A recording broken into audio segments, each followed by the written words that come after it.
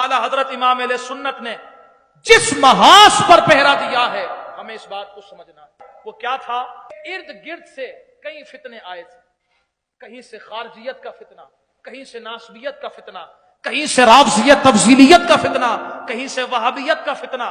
بلکہ یہاں پر ایک جملہ کہنا چاہوں گا، امیر ملت پیر جماعت علی شاہ صاحب حسنی سید ہے، سب کہیں سبحان اللہ، اپنے بزرگوں کو بھولنا نہیں چاہیے۔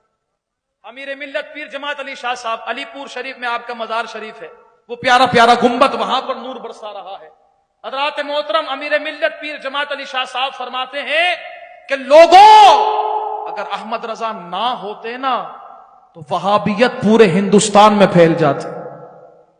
جس نے وہابیت سے دنیا کو بچایا ہے اس شخصیت کو امام احمد رضا کہا جاتا ہے۔ یہ بڑے بڑے انہیں سلام پیش کرتے تھے۔ پیر جماعت علی شاہ صاحب معمولی شخصیت نہیں تھے، پیر جماعت علی شاہ صاحب اتنی عظیم شخصیت کہ سب سے زیادہ اس وقت آپ کے مریدین تھے۔ وہ فرما رہے ہیں کہ اعلی حضرت امام اہل سنت نہ ہوتے تو بہت بڑا مسئلہ ہو جاتا، بلکہ آپ اتنے بڑے مداح تھے اعلی حضرت امام اہل سنت کے کہ آپ کے مریدوں میں ایک عالم دین تھے، ان کے بیٹے کو وہاں کی ہوا لگ گئی۔ سمجھ رہے ہیں؟ وہاں کی ہوا لگ گئی، ہوا لگ گئی وہاں کی۔ اب وہ بڑا چاہنے والا بن گیا، کیا بات ہے بابا، کیا بات ہے، بہت اچھے لوگ ہیں یار یہ تو۔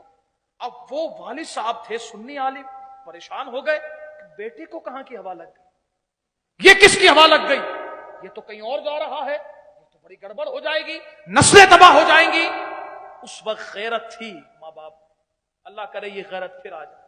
حضرات محترم، یہ امیر ملت پیر جماعت علی شاہ صاحب کے ایک مرید نے آپ کی بارگاہ میں آ کر عرض کی، حضور بیٹے کو وہاں کی ہوا لگ گئی ہے، پتہ نہیں وہ کس کا بندہ ہوتا جا رہا ہے، ہم تو اللہ کے بندے ہیں، ہم تو مصطفیٰ کے بندے ہیں، پتہ نہیں وہ دیو کا ہوتا جا رہا ہے بندہ، پتہ نہیں کیا معاملات ہے اس طرف ہوتا جا رہا ہے، وہیں کی باتیں کرتا ہے، آپ کچھ کرم فرمائیں۔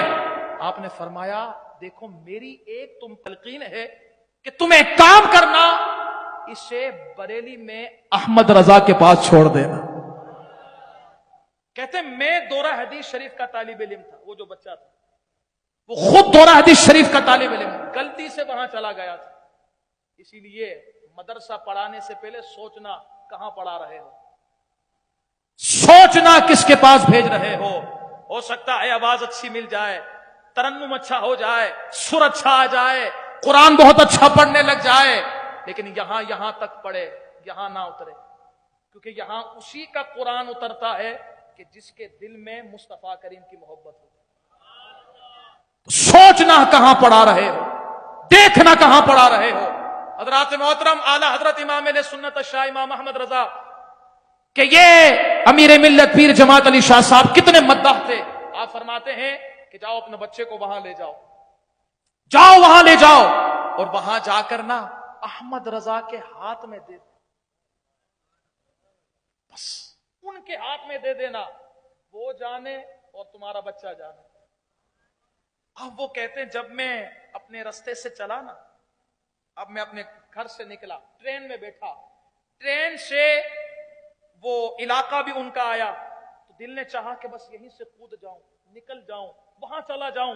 کہتے لیکن پیر صاحب نے کہا تھا والد کو کہ بچے کو وہاں چھوڑ کر آنا، اسی لیے والد صاحب ساتھ چلے تھے، اگر اکیلا ہوتا تو شاید وہاں نکل جاتا۔ کہتے ہیں بس والد صاحب ساتھ تھے، ہاتھ پکڑا ہوا تھا، پھر بریلی کا اسٹیشن آیا، اس شہر کی خوشبو میں حضور کی محبت۔ کہتے جب اس شہر پہنچانا الگ ہی منظر تھا، الگ ہی فضا تھی، الگ وہاں عشق تھا، الگ ماحول تھا۔ کہتے ہیں وہاں چلتے چلتے والد صاحب نے اعلی حضرت امام اہل سنت کو دیکھا اور دیکھ کر کہا امیر ملت پیر جماعت علی شاہ صاحب نے بھیجا ہے اور یہ بیٹا میں آپ کے حوالے کرتا ہوں، اس کو عاشق بنانا آپ کا کام ہے۔ اب وہ دورہ حدیث شریف میں ہے، کہتے ہیں اگر شاید دورہ حدیث شریف میں وہاں نہیں کرتا تو دل میں حضور کی محبت نہیں آتی، وہ کہتا ہے یہ فیضان ہے میرے مرشد امیر ملت پیر جماعت علی شاہ صاحب کا، اور احسان ہے بریلی کے تاجدار اعلی حضرت کا کہ آج دل اگر حضور کی محبت میں دھڑک رہا ہے تو یہ سارا احسان اعلی حضرت امام اہل سنت کا ہے۔ اب یہ ہے اعلی حضرت امام اہل سنت کہ جن کے پاس جاؤ تو ناپاک دل بھی پاک ہو جاتا ہے، جن کی صحبت میں بیٹھو وہ صحبت میں بیٹھ کر بھی بندہ عاشق بن جاتا ہے۔ بلکہ پیر نصیر صاحب نے ایک اچھی بات کہی ہے، آپ نے فرمایا نام کی تاثیر سے مل جائے گا عشق رسول، نام کی تاثیر سے مل جائے گا عشق رسول، اور دیکھ لو رکھ کر کسی بچے کا نام احمد رضا۔